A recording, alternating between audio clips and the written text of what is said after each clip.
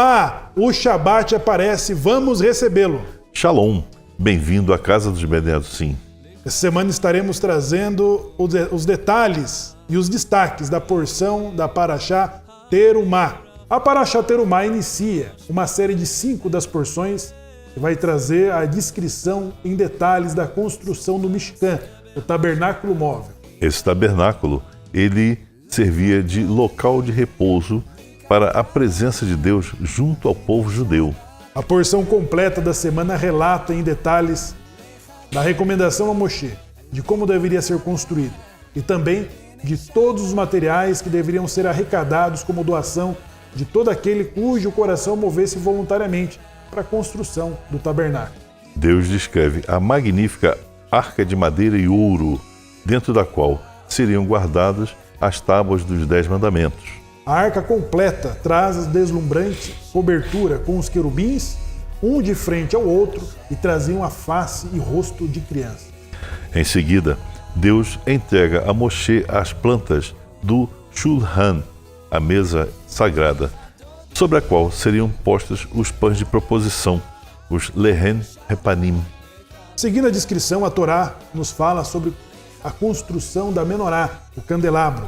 Deveria ser feito de uma única peça grande de ouro puro e maciço. Deus descreve a construção do próprio Mishkan, detalhando a cobertura esplendidamente tecida e bordada, as cortinas, as divisões e as paredes externas móveis.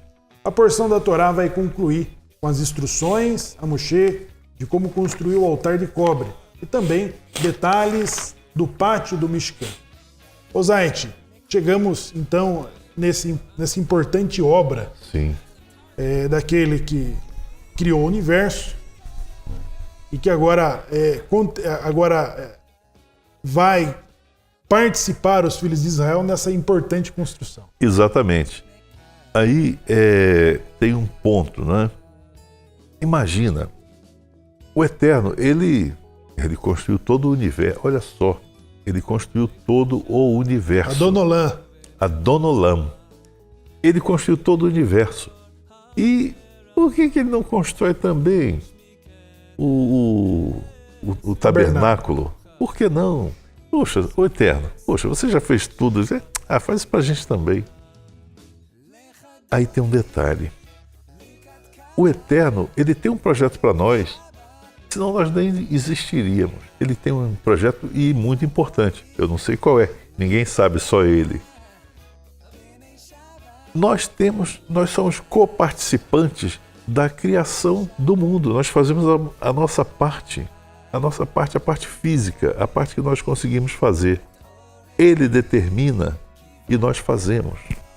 Então, como que nós poderíamos participar?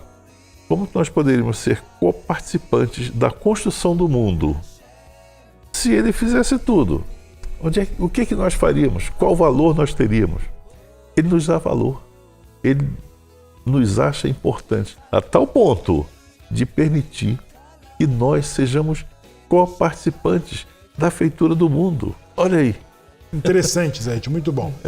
E ele chega também no momento da afirmação de que todos os filhos de Israel dizem: faremos e ouviremos. Né? Sim, é verdade. Como diz, qual a diferença do bolso e da boca?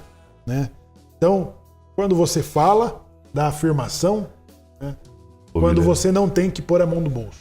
Agora, ouviremos.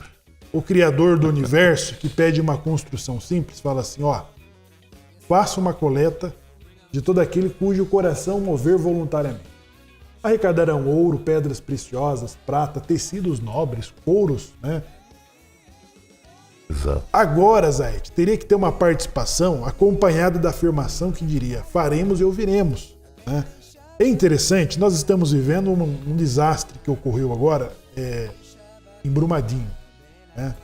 A comoção das pessoas fez com que o acúmulo de doações para atender as vítimas, de que as autoridades da cidade e do estado falassem: parem com as contribuições, com as doações, porque já são excessivas, já estão acima do necessário. Verdade, né? Samuel. Então, Zait, é o que vai ocorrer da afirmação, ou seja, da comprovação da sinceridade de que diz, faremos e ouviremos. Então, o teste, né? Eu faremos. Davi diz assim, ó, eu que habito uma casa esplêndida de cedros, né, de madeiras nobres, e o Criador está numa tenda de panos. Isso já num outro momento período do Estado de Israel, né? Mas assim, o fato de pôr a mão no bolso foi um teste, sim, importante. É verdade, né? é verdade. A ponto de que será necessário passar um pregão, falar, ó, encerre a arrecadação, porque já superou, né, a lista dos materiais pedidos para essa construção. Então, Shemuel, isso é esplêndido. É aquela coisa, né? O ouviremos é muito fácil. Ouviremos. Estou ouvindo. O faremos é que é a prova. A prova. A prova é o faremos. Faremos. Então, essa voluntariedade, essa espontaneidade nessa construção é um teste, uma prova positiva de que, né, os filhos de Israel estão voluntariamente envolvidos nisso. Exato. A outra coisa é ter o mar presente. Para quem que é o presente, Zé? É pro eterno, né? É pro eterno, o ouro, né? Seria para ele a prata e as joias? Na realidade, o presente é para nós mesmos, porque é ali onde ele vai estar em contato conosco, né? Mas esse presente é dedicado ao eterno. Só que, na realidade, ele é para nós. O presente é para nós mesmos. Nós é que estamos ganhando a presença do eterno. Então, presente, né, é exatamente isso, é a presença. E estarei entre eles. A presença divina é o grande presente de que os filhos de Israel receberam. O grande presente. A grande presença. Satisfação da presença divina. Agora, essas construções, detalhes, né? Zaite, de onde tiraram o ouro, a prata, os escravos? Do deserto. E aí que é a parte interessante. É a parte interessante. Olha só a obra do Eterno. Escravo. Escravo tem ouro? Tem prata? Tecidos nobres? Eles não têm nada. De onde veio esse ouro, essa prata, esses tecidos? Dos próprios egípcios. Que o Eterno falou. Ele disse e fez. Não saireis de lá de mãos vazias. Você vai pegar daqueles que te escravizavam. E foi o que aconteceu.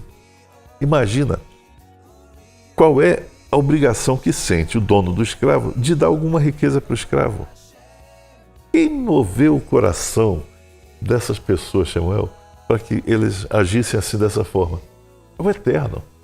É o Eterno que, da mesma forma que endureceu o coração do faraó, o Eterno enterneceu o coração daqueles que eram os donos dos escravos.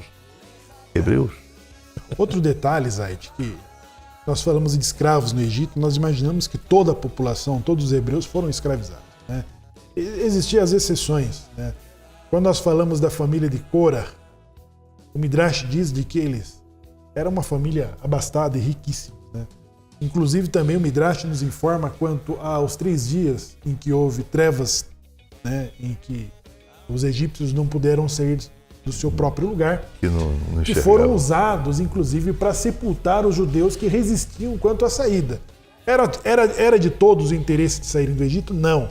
Então existia uma classe que era beneficiada e que não tinha interesse de fazer aliar, não tinha interesse de retornar a Israel, não tinha interesse de ir a Israel. Então, essa classe que criava obstáculos, né, criavam uma resistência para não saírem do Egito. Então, diz o Midrash de que eles foram sepultados durante os 3 dias em que os egípcios não podiam enxergar, para que não acusassem, né, de que também os hebreus sofreram com a praga da escuridão, que caíram sobre os egípcios, né? E não foi.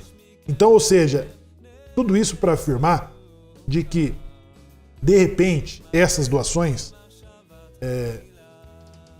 de que deveria ser percebido no senso voluntário das pessoas, ele poderia ter sido doado por um único doador. Havia hebreus ricos que saíram dali, né? Então o Zait comentou aqui da origem, né, do ouro. Então os judeus, os hebreus, pegaram dos egípcios ouro, tecido, pedras preciosas, Nobres, madeiras nobres, Isso. e levaram consigo, porque foi o que Hashem disse a Abraham, e disse: de lá não sairão de mãos vazias. Isso.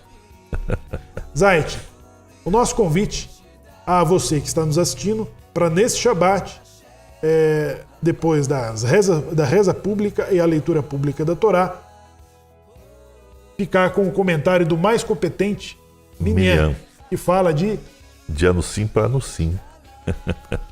Shalom. Shalom. לך דודי, לי כתקלה, בני שבת נקבלה. לך דודי, לי כתקלה, בני שבת נקבלה.